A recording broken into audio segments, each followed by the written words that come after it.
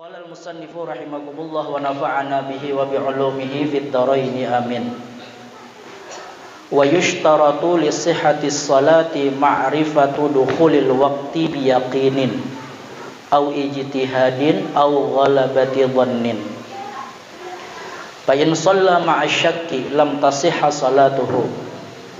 Wa yushtaratu aidan ma'rifatul qiblati wa yajibu satrul aurati bisatirin tahirin mubahin wa yajibu raf'un najasati minat thawbi wal badani wal makani wa yajibu 'alal qadiri ay yusalliyal fardha qa'iman. Nah, jadi kita sambungan daripada pelajaran kita pada malam hari ini, yaitu tentang masalah syarat-syarat sah salat.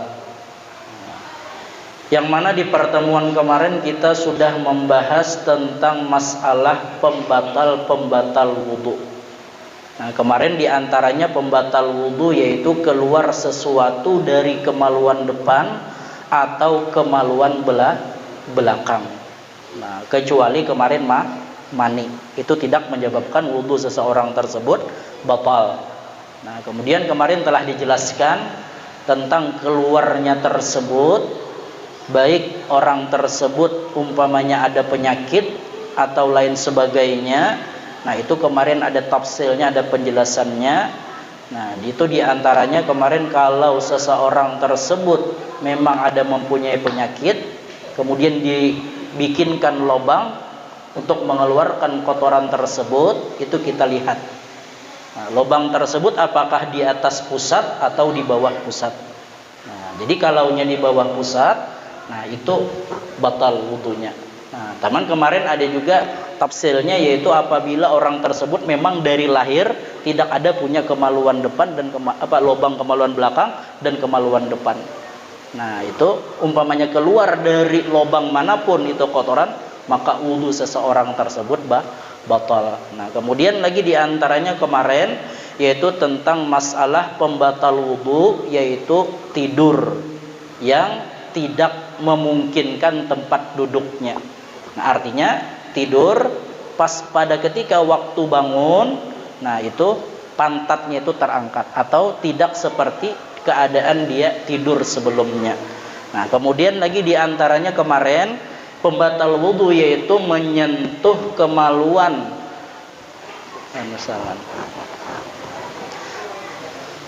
Yaitu menyentuh kemaluan, baik disengaja atau tidak disengaja, dengan telapak tangan atau perut tangan. Nah, telapak tangan atau perut jari.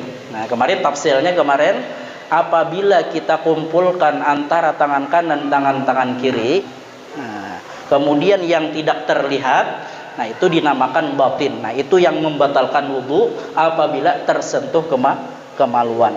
Nah, kalaunya yang ini dari segi zahir, kalau ini tersentuh itu tidak batal. Nah, atau umpamanya seseorang tersebut menemukan kemaluan lewat umpamanya di sungai Rahatan Baudun. Nah, kemudian diambilnya, dikiranya apa umpamanya. Nah, bila inya pinandu bahwasanya itu kemaluan, maka wudunya batal. Nah, atau umpamanya kukulupan yang orang yang bersunat. Nah, biasanya kalau diambil, kalau tahu itu memang dari kemaluan, maka hukumnya batal. Kalau tidak tahu lagi, ditanyain orang, umpamanya ini apa? Oh, ini mungkin dari kulit ayam aja. Nah, berarti kan tidak ada lagi nama yang dinisbahkan kepada nama kemaluan, maka wudunya tidak batal. Itu diantaranya kemarin. Nah, kemudian diantaranya lagi yaitu bersentuhan antara kulit laki-laki dan kulit perempuan yang ajnabi. Artinya yang boleh dinikahi. Nah, kemudian seterusnya kita membahas tentang masalah syarat-syarat sah salat. Nah, kalau di dalam salat itu ada yang namanya rukun, ada yang namanya syarat. Nah, ini beda. Kalaunya syarat itu ma wajaba wastamar. Sesuatu yang wajib dan terus menerus. Artinya dari orang tersebut awal sholat sampai dia akhir sholat, nah itu syaratnya tersebut harus terpenuhi. Beda dengan rukun. Nah, kalaunya rukun ma wajaba wan qata'. Sesuatu yang wajib akhirnya terputus. Artinya apa? Apabila dia kerjakan rukun tersebut berarti sudah selesai. Nah, contoh umpamanya di antara salat yaitu apa? Niat. Nah, berarti apabila dia sudah niat, nah berarti orang tersebut sudah, nah, artinya kada perlu lagi niat di tengah salat, di akhir salat kada perlu lagi. Nah, itu rukun. Di antaranya lagi apa? Membaca surah Al-Fatihah. Nah, artinya kalau dia sudah selesai membaca surah Al-Fatihah, nah di rakaat pertama, rakaat kedua atau rakaat ketiga, nah berarti sudah terselesaikan itu rukun. Nah, beda dengan syarat tadi. Nah, kalaunya syarat dari awal dia ibadah salat tersebut sampai akhir itu terus tuh syarat tersebut. Nah, tidak ada putusnya. Nah, makanya itu perbedaannya tadi antara syarat dan rukun. Nah, jadi yang kita bicarakan di sini adalah syarat. Nah, yaitu di antara syarat sah salat, artinya apabila seseorang kurang daripada syarat tersebut, maka salat seseorang tersebut otomatis tidak sah. Nah, karena ternafikan, artinya tertiadakan itu syarat. Nah, jadi wa yushtaratu li sihhatis shalat, disyaratkan bagi sahnya itu salat. Nah, kalau salat kemarin sudah ulun jelaskan arti salat itu dalam segi bahasa itu ad-du'a. Nah, jadi umpamanya kita rahatan berdoa nih. Takuni orang, pian lagi apa? Wah, aku lagi salat. Bujur jawabannya. Kalau dari segi bahasa. Nah, ada yang mengatakan ad-du'a bil khair, itu doa dengan kebaikan. Nah, kita berdoa umpamanya Rabbana atina fid dunya hasanah wa fil akhirati hasanah wa qina adzabannar. Takuni orang, kamu lagi apa? Aku lagi salat. Nah, bujur juga jawabannya. Kenapa? Karena dari segi bahasa. Arti salat tersebut dari segi bahasa itu adalah doa. Nah, kalau dari segi istilah fikih, nah ini yang dari istilahnya. Nah, definisinya, ta'rifnya, pengertian itu salat apa? Aqwalun wa af'alun muftatihatun bit takbir wa muhtatamatun bit taslim. Ghaliban. Nah, jadi arti salat itu apa? Yaitu aqwalun, perkataan. Nah, jadi di dalam salat ada perkataan, bacaan-bacaannya itu maksudnya. Nah, kemudian wa af'alun, perbuatan. Kita rukuk, kita sujud, nah kita duduk antara dua sujud, nah kita tahiyat awal atau tahiyat akhir, nah itu af'alun, perbuatan. Nah, muftatihatun bit takbir, yang dimulai dengan takbir. Nah, jadi pada waktu ketika takbir, nah itu dimaknakan sudah salat. Sebelum kita takbir, nah itu belum salat lagi namanya. Nah, wa muhtatimatun bit taslim, dan disudahi dengan salam. Nah, apabila kita salam assalamualaikum warahmatullah, nah berarti kita sudah di luar salat. Ghaliban, pada kebiasaannya. Nah, tapi ada yang namanya salat tersebut tidak pada kebiasaan. Nah, artinya salat itu hanya dengan perkataan aja, perbuatannya ada. Nah, seperti salat orang yang diikat, disandera orang umpamanya, nah, diikat orang. Nah, ketika waktu salat sampai, ini hendak salat. Berarti salatnya kaulah dia bergerak, kada kawa. Nah, hanya dengan perkataan aja, hanya dengan bacaan. Nah, ada juga salat itu hanya dengan perbuatan aja, tapi dengan perkataannya kada kawa. Nah, itu salat apa? Salat orang yang bisu. Nah, kayak hendak bacaan, bersuara aja nya bepandir aja kada kawa.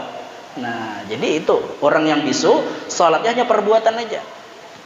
Sedangkan perkataannya kada ada. Nah, tapi pulang ada salat tersebut tidak ada perbuatan dan tidak ada perkataan pulang. Yaitu salat orang yang bisu yang diikat. Nah, artinya ya diikat kada kau bergerak lagi. Hendak pembacaannya bisu. Nah, makanya tadi apa? Nah, artinya aqwalun wa af'alun muftatihatun bit takbir wa muhtatimatun bit taslim ghaliban, pada kebiasaannya. Berarti ada yang di luar kebiasaan salat tersebut. Artinya kada kawa bacaan dan kada kawa bergerak. Nah, itu diantara arti salat. Nah, Nah, jadi di antara salat tersebut syaratnya yaitu apa? Ma'rifatu dukhulil waqti biyaqinin au ijtihadin au ghalabati zannin. Nah, yaitu mengenal masuk waktu. Nah, jadi tahu bahwasanya waktu salat tersebut sudah masuk. Nah, tahu masuk salat tersebut kayak apa? Biyaqinin, dengan yakin. Nah, kalau kita untuk saat ini rata-rata kita kalau masuk waktu salat yakin aja. Nah, masalahnya apa? Jadwal kita ada. Nah, di masjid, di musola orang azan.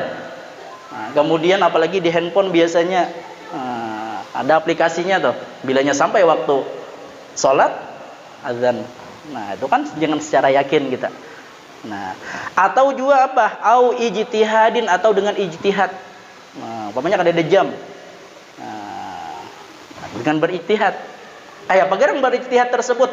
Biasanya kalau kita waktu subuh, umpamanya bilanya masuk waktu subuh, ada ayam batang kuak. Ayam laki pun biasa inilah. Nah, jadi ada ayam. Nah, cuman ayam yang batang kuak tadi apa? Mujarrab. Artinya sudah terbukti. Bila ayam itu batang kuak, masuk waktu subuh. Mungkin bertahun-tahun sudah ayam itu bila masuk waktu subuh, nah pastinya batang kuak. Nah, berarti apa? Mujarrab tuh. Artinya kawa diambil patokan. Nah, tapi kalau ayam tadi umpamanya kadang jam 4, kadang jam 2, kadang jam 3. Nah, itu bukan kawa diambil patokan, bukan mujarrab itu. Nah, artinya ijtihad tadi dengan cara apa? Dengan cara mendengar suara ayam tadi. Bisautid diq. Nah, dengan mendengar suara ayam, atau umpamanya mendengar suara jengkrik. Nah, ada umpamanya bila masuk waktu maghrib jengkrik tadi berbunyi. Sedangkan kita bisi jam nggak ada. Nah, orang adzan nggak ada di hutan umpamanya. Nah, sudah bertahun-tahun di hutan, bila kayak itu bilainya jengkrik itu berbunyi, berarti masuk waktu maghrib. Nah, berarti kan mujarrab sudah tuh, kawa diambil patokan. Nah, umpamanya kadang jam 5, kadang jam 6, kadang jam 7, nah itu kan kadang kawa diambil patokan. Nah, itu. Atau umpamanya lagi apa, dengan cara ijtihad tersebut, umpamanya kita ada gawian. Nah, ada atau wirid umpamanya. Nah, biasanya kita umpamanya jam 11, dari jam 11 nih sampai pada waktu zuhur, kalau kita umpamanya menjahit baju itu tuntung selambar baju. Nah, berarti itu kan kawa diambil patokan tuh. Nah, berarti umpamanya dari jam 11-nya menjahit baju, bila tuntung, nah berarti masuk waktu tuh zuhur. Nah, atau umpamanya dengan wirid umpamanya. Nah, umpamanya bilanya habis maghrib, habis bawirid, habis baca Yasin, Waqiah, Tabarak, baca Ratibul Haddad, Ratibul Atas, semuanya biasanya masuk waktu Isya. Nah, berarti kau diambil patokan tuh. Nah, artinya bilanya sudah bawirid yang bacaan yang kayak itu tadi, nah berarti masuk waktu Isya. Nah, itu tadi dengan ijtihad. Nah, jadi yang pertama tadi dengan yakin. Nah, kemudian yang kedua dengan ijtihad, yaitu yang ketiga yaitu au ghalabati dhannin, atau dengan sangkaan yang kuat. Nah, artinya kita kuat sangkaan bahwasanya ini sudah masuk waktu. Nah, dengan ghalabatul dhannin, artinya sangkaan yang kuat. Nah, ini ada 3 tuh. Ada yang namanya waham, ada yang namanya syak, ada yang namanya dhan. Nah, ini beda nih. Nah, kalau waham tersebut itu mungkin kalau dipersenkan itu 30% aja keyakinannya tadi. Nah, kalau waham tadi. Nah, kalau inya syak, nah itu 50-50. Nah, kalau inya dhan, nah itu lebih daripada 50. Nah, ini nang boleh nih. Nah, kalau kita menyangka bahwasanya waktu sholat tersebut memang kita yakin di hati kita bahwasanya itu sudah masuk. Nah, itu ngarannya dhan. Nah, artinya sangkaan kita lebih kuat, lebih 50%. Aja kada 50-50 kada. Kada kurang pada 50 kada. Nah, itu. Nah, jadi mengenal waktu sholat tadi baik dengan secara yakin atau ijtihad atau ghalabatid dhan tadi. Artinya sangkaan yang kuat. Nah, bila umpamanya orang tersebut sembahyang tapi ragu-ragu, masukkah waktu ini kada kali ini. Nah, maka salatnya kada sah. Nah, ini nih penting nih. Artinya umpamanya ragu-ragu, salat tersebut masukkah waktunya kada kah? Nah, walaupun umpamanya inya tersebut salatnya pas masuk waktu juga, tapi ada keraguan di hatinya. Nah, maka salatnya kada sah. Nah, jadi ini nih. Artinya walaupun tadi umpamanya jatuh waktunya tersebut memang dia di waktu salat tersebut, nah akan tetapi dia ragu-ragu masukkah kada ke waktu salat ini. Nah, maka itu salatnya kada sah walaupun waktunya pas. Nah, tapi ada tadi apa? Syak, ragu-ragu tadi. Nah, artinya di bawah pada 50. Nah, cuman masalahnya kalau umpamanya biasanya, nah, kalau ada kegiatan kita umpamanya atau yasinan atau lain sebagainya sampai waktu sholat, nah kemudian umpamanya hendak adzan kah dulu ya, kada sholatnya belakangan, kada apa-apa. Nah, artinya kada mesti juga umpamanya waktu sholat tersebut langsung adzan. Nah, tapi biasanya kan ada kegiatan, biasanya kita habis asar tuh, atau habis zuhur ya, kada biasanya tuh. Nah, atau ibu-ibu yasinan umpamanya. Nah, kalau kita dulu di Rubat di Hadramaut itu apa? Pada waktu ketika belajar sore, nah, itu pas waktu asar masuk itu adzan. Tapi pelajaran belum selesai lagi, terus belajaran. Nah, mungkin beberapa menit, 20 atau hampir setengah jam baru qomat. Nah, jadi kadang mesti juga umpamanya di musala atau di mana kah umpamanya tadi. Nah, ada yasinan atau acaraan umpamanya. Nah, atau kan contoh umpamanya belajaran habis maghrib. Nah, belajaran akhirnya sampai waktu isya. Nah, akhirnya apa? Waktu isya tersebut tetap kita belajaran. Nah, itu kada apa-apa. Nah, kalau umpamanya harus di stop dulu, harus bayangan dulu ada. Nah, itu kita di Rubat pun kemarin di Hadramaut kayak itu juga. Nah, bahkan di Hadramaut itu kita belajaran malam itu habis sholat maghrib itu kita tadarus Al-Quran dulu. Nah, tadarus Al-Quran. Nah, kemudian sampai masuk waktu isya. Nah, kemudian sampai masuk waktu isya itu apa? Istirahat di situ, artinya mendengarkan adzan. Nah, habis adzan baru belajaran dimulai. Nah, kadang ada sejam atau sejam setengah tuh. Nah, habis belajaran baru qomat, baru sholat. Nah, jadi itu tadi. Nah, jadi artinya apa? Mengenal masuk waktu tersebut dengan yakin atau dengan ijtihad atau dengan ghalabatuz dzan tadi. Tapi bila umpamanya seseorang tadi sholat ragu-ragu masuk atau kada waktunya, nah maka sholatnya kada sah. Walaupun waktunya tersebut dia sholat di waktunya. Tapi ada keraguan, maka sholatnya kada sah. Kemudian lagi diantaranya disyaratkan sholat tersebut yaitu ma'rifatul qiblati, mengenal kiblat. Nah, mengenal kiblat. Nah, jadi mengenal kiblat artinya arah kita sholat. Nah, akan tetapi mengenal kiblat tersebut, nah, ada kalanya dengan yakin, ada kalanya dengan dhon. Nah, kalau kita menghadap kiblat tersebut, nah, tidak ada pendinding antara kita dengan Ka'bah. Nah, itu yakin. Nah, kalau umpamanya antara kita sholat dengan Ka'bah itu ada pendinding seperti kita nih, ya kada? Nah, jauh benar kan dari sini ke Mekah situ. Nah, itu hanya dengan zon, artinya sangkaan yang kuat. Nah, jadi kalau umpamanya kita memang sholat di hadapan Ka'bah, nah itu yakin kita menghadap Ka'bah. Cuman kalau kita umpamanya ada pendinding atau umpamanya dengan jarak yang sangat jauh, itu cukup dengan zon aja, artinya sangkaan yang kuat bahwasanya yang kita hadapi tersebut adalah Ka'bah. Kalau Ka'bah gambar itu rancak aja bang kita melihat. Nah, di sajadah pun ada gambarnya Ka'bah juga rajin. Nah, cuman ulun ingat perkataan Habib dahulu, ada pernah beliau mengatakan umpamanya walaupun ada di sajadah tuh gambar Ka'bah, nah itu kalau bisa sajadahnya itu jangan sembarangan mandak dan jangan diinjak-injak. Nah, itu ta'zim, menghormati walaupun gambarnya aja. Nah, kan biasanya tuh di sajadah tuh ada gambar Ka'bahnya. Nah, kalau umpamanya sajadah sudah buruk diulah kiset umpamanya. Nah, sedangkan di situ ada gambar Ka'bah. Nah, itu jangan sampai, artinya adab kita. Nah, artinya mentakzimkan daripada Ka'bah tersebut walaupun berupa gambar atau bentuk aja. Nah, itu biasanya di sajadah kan biasanya tuh. Nah, jadi walaupun di sajadah tadi jangan juga kita injak-injak atau umpamanya kayak apa. Nah, artinya jangan sampai kita kada hormati walaupun itu gambar. Nah, jadi mudah-mudahan kita kawas sembahyang langsung di hadapan Ka'bah ya. Nah, jadi kalau di hadapan Ka'bah itu yakin 100% bujur-bujur yakin sudah. Nah, artinya menghadap kiblat tersebut itu dengan yakin atau dengan zon. Nah, zon itu siapa? Yang kayak kita.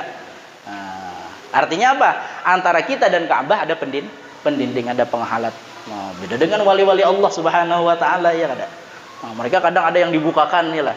Nah, dia memang salat tersebut dibukakan langsung melihat Ka'bah, ainul Ka'bahnya langsung. Nah, itu kan biasanya orang-orang yang diberikan keistimewaan oleh Allah Subhanahu wa taala. Nah, jadi dia itu diantaranya tadi apa? Mengenal yaitu arah kiblat. Nah, cuman ada salat tersebut boleh tidak menghadap kiblat. Nah, jadi ada salat itu boleh kada menghadap kiblat. Nah, yaitu apa? Pada salat syiddatul khauf. Artinya bersengatan berkecamuknya perang. Nah, kalau ini kan ada lagi.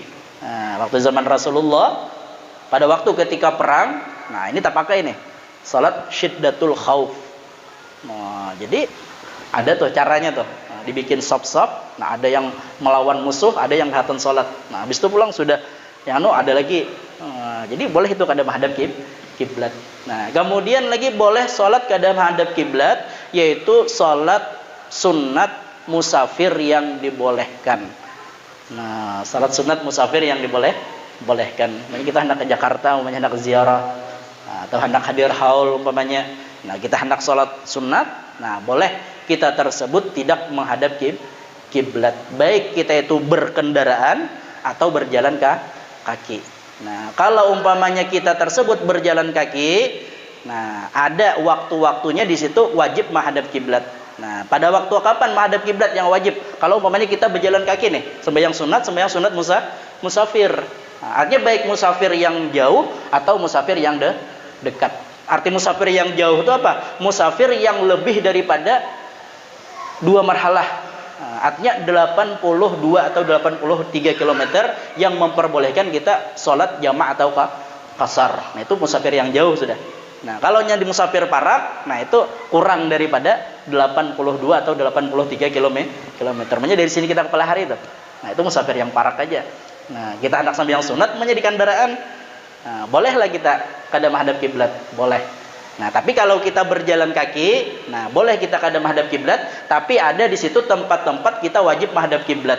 Nah, itu ada 4. Yang pertama pada waktu ketika kita takbiratul ihram. Nah, kita akan berjalan nih, hendak ke pelihari umpamanya berjalan, hendak sholat sunat.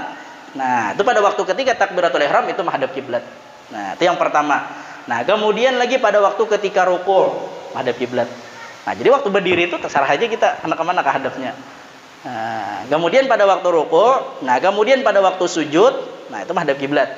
Nah, kemudian pada waktu duduk antara 2 sujud. Nah, selain yang 4 ini boleh tidak menghadap kiblat kalau kita itu musafir dengan berjalan kaki. Nah, kalau kita tersebut musafir dengan menggunakan kendaraan, dengan mobil umpamanya atau dengan pesawat umpamanya, nah itu wajib menghadap kiblat pada waktu ketika takbiratul ihram aja. Nah, jadi pada waktu ketika takbiratul ihram aja menghadap kiblat. Jika kawa, umpamanya kada kawa, boleh kada menghadap kiblat. Oh, jadi terserah aja rukuknya kayak apa kah, sujudnya kayak apa, hadap ke mana kah. Nah, kalau kita tersebut melakukan perjalanan memakai kendaraan. Nah, jadi kapan wajib menghadap kiblatnya? Pada waktu ketika takbiratul ihram, apabila mudah untuk menghadap kiblat. Nah, kalau umpamanya sulit kita untuk menghadap kiblat, boleh tidak menghadap kiblat. Nah, kalau kita tersebut musafir dengan berkendaraan. Nah, baik kuda kah umpamanya, baik kendaraan sepeda motor sama aja tuh. Nah, jadi itu. Nah, jadi apa? Nah, boleh tidak menghadap kiblat, kada wajib tuh. Nah, pada menghadap kiblat. Nah, ini masalah menghadap kiblat. Nah, kemudian lagi di antara syarat wajib salat yaitu menutup aurat. Nah, jadi menutup aurat baik itu laki-laki atau perempuan. Kalau auratnya laki-laki itu apa? Antara pusat dan lutut. Nah, kalaunya aurat perempuan itu seluruh tubuh. Nah, di dalam salat kecuali muka dan 2 telapak tangan. Nah, itu kalau perempuan. Nah, artinya kalau laki-laki antara pusat dan lutut. Jadi bila sembahyang punya selawar katok aja, kalau setengah tiang aja sah salatnya. Kenapa? Karena sudah tertutup aurat. Nah, artinya tertutup aurat tersebut dengan penutup yang memang bujur-bujur aurat tersebut tidak kelihatan. Nah, tapi ada juga rejim ya kada. Nah, tapi tarang benar namanya. Ketahuan warna kulit nih. Nah, itu kan kada sah. Artinya ketahuan daripada warna kulit. Nah, walaupun tertutup antara pusat dan lutut tadi. Nah, jadi aurat laki-laki antara pusat dan lutut. Berarti pusat lawan lutut itu bukan aurat. Nah, tapi apa? Wajib ditutup. Nah, itu kaidah di dalam fikih itu apa? Ma la yatimul wajib illa bihi bahwa wajib. Artinya bila kada menutup nang itu, berarti nang lain tabuka. Nah, makanya bilanya pusat tersebut dengan lutut itu bukan aurat ngarannya. Nah, yang mana yang aurat? Di atas pada lutut, di bawah pada pusat. Tapi lutut dan pusat wajib ditutup. Nah, lawan pada waktu sholat tersebut, kita umpamanya aurat tersebut, nah, tawa dilihat dari bawah umpamanya. Nah, sholat betapih gini, gak ada bersalawar dalam umpamanya. Nah, atau bersimpak aja. Nah, kemudian lantainya tadi jarang. Ada nama jenguk di bawah kayak ini. Sah lah sholatnya. Sah sholatnya. Artinya kada apa-apa. Nah, kalau yang umpamanya ya kada. Bersalawar kada umpamanya betapih aja nih. Lantai jarang. Nah, ini ranggang nih lantainya. Ada nama jenguk mulai bawah, ada apa-apa. Nah, kalau batal kena salatnya kada, kelihatan mulai bawah nih. Nah, tapi kalau mulai atas, nah itu batal. Nah, kalau mulai bawah ada apa-apa. Nah, jadi tadi wajibu satrul aurati bisa tirin tahirin mubahin dengan penutup yang suci dan yang dibolehkan. Nah, tapi umpamanya kalau lelakian walaupun menutup aurat, tapinya memakai sutra. Nah, karena kan lelakian haram memakai sutra hukumnya. Nah, jadi kalau lelakian haram memakai sutra, berarti kan itu apa? Pakaian yang ada dibolehkan bagi laki-laki. Nah, sutra yang asli maksudnya lah. Lain nang sutra nang sarung rajanya bertulisan sutra aja. Nah, itu lain pulang kan? Artinya sutra nang asli. Nah, bahkan ujar orang tuh bujur adanya sutra ini kalau memang nang asli tersebut kalau dipakai waktu dingin itu panas. Kalau dipakai waktu panas tuh dingin. Nah, itu adalah sutra tersebut pakaian gitu, orang di sorga. Nah, jadi mudah-mudahan kita memakai sutra di sorga. Nah, jadi pakaian orang sutra. Artinya sutra itu ada sutra yang tebal, ada sutra yang halus. Nah, kalau bibinian boleh aja memakai sutra. Kalau lelakian haram. Nah, cuman kalau salat umumnya dia memakai sutra walaupun tertutup aurat. Nah, berarti apa? Pakaian yang kada dibolehkan, maka salatnya kada sah. Nah, makanya tadi wajibu satrul aurati bisa tirin tahirin mubahin. Artinya wajib menutup aurat dengan penutup yang suci. Nah, walaupun pakai penutup umpamanya, nah tapi apa? Pakaiannya tadi mengandung najis. Nah, berarti itu apa? Kada sah salatnya. Nah, kemudian lagi wajibu raf'un najasati minats tsaubi wal badani wal makani. Nah, wajib menghilangkan najis daripada pakaiannya dan badannya dan tempatnya. Nah, umpamanya ada najis di badannya atau di pakaiannya atau di tempatnya, wajib dihilangkan. Aja sebelum sholat dihilangkan. Nah, tapi umpamanya waktu kita sholat tersebut, tempat kita itu apa? Dihigas ini banyak kotorannya umpamanya. Nah, sedangkan kita sholat di situ, sahlah sholat kita, sah. Nah, walaupun umpamanya kita sholat umpamanya di mana? Di kandang sapi umpamanya sholatnya. Nah, tapi pakai sajadah, pakai lapik. Sedangkan di bawah sajadah kita tadi ada kotoran. Nah, sahlah sholat kita, sah. Nah, beda dengan kayak ini. Umpamanya kita sholat, nah, kemudian ada kita memegang tali atau sorban umpamanya. Nah, sedangkan ujung tali lawan sorban tadi menyentuh najis. Kita pegang tali atau sorban tadi, nah maka kita itu apa? Sama membawa najis, maka salatnya kada sah. Nah, atau umpamanya mic nih, ya kada. Nah, salat pakai mic ini nih. Nah, sedangkan mic tadi apa? Talinya nyambung ke najis umpamanya. Nah, sedangkan itu apa? Ngarannya qabid. Nah, artinya kita apabila kita bergerak, nah maka kan tali tadi empat bergerak juga, walaupun najisnya tadi kada empat bergerak. Nah, maka salat kita kada sah. Nah, makanya tadi apa? Wajib menghilangkan najis daripada pakaian kita, badan kita, dan tempat kita. Nah, jadi di badan kita atau di pakaian kita ada najis semuanya darah. Nah, cuman darah ini kan kalau di dalam kitab itu dikatakan itu apa? Lebih besar daripada dirham. Nah, artinya kalau kita wah ini umpamanya duit harga berapa tuh yang recehan tuh? Ya 500 lah. Nah, jadi bila taganal pada itu, maka hukumnya najis. Bilanya sedikit aja, kada apa-apa. Nah, itu dimaafkan. Nah, jadi kalau banyak, nah, kalau umpamanya di tapih atau di baju, nah bilanya kita tadi apa? Lihat tadi ukurannya tadi. Bilanya lebih daripada baidul begal atau ujar kita itu apa? Duit yang tadi, nah, maka itu hukum najis. Nah, atau bisul pacah umpamanya ratun sembahyang. Nah, berlihan darahnya itu kan hukum najis. Banyak pulang darahnya, maka salatnya batal. Nah, makanya wajib tadi menghilangkan najis daripada pakaiannya, badannya, dan tempat. Nah. Kemudian lagi wajibu 'alal qadiri an yusalliyal fardha qa'iman. Wajib atas seseorang yang mampu dia itu berdiri itu dalam sembahyang fardu itu berdiri. Nah, jadi orang sholat tersebut apabila dia sembahyang fardu, apabila dia mampu berdiri maka wajib berdiri. Bila kada kau berdiri maka dengan duduk. Nah, bila kada kau duduk berhiring. Nah, bila kada kau berhiring hanya betelantang. Nah, tapi pulang kalau umpamanya dia berhiring tadi, nah atau duduk tadi nang menghadap ke kiblat yang mana? Nah, kalau dia duduk itu tetap dada yang menghadap ke kiblat. Nah, kalau dia berhiring, nah berhiring nih, berarti kan betis di situ, kepala di sini. Nah, berarti kayak ini nih, kayak orang mandek orang di dalam kubur rajin. Artinya dada dan muka itu menghadap ke kiblat. Nah, kalau dia sholatnya berhiring. Nah, kalau nya tadi betelantang, nah berarti kepalanya di sini, betisnya di sini menghadap ke kiblat. Nah, jadi itu beda tuh, kada sama tuh bila berduduk umpamanya. Nah, cuman yang paling afdal duduknya seperti duduk kita tahiyat, itu yang paling afdal duduknya. Nah, kalau kita di dalam sholat umpamanya kada kau berdiri, berduduk.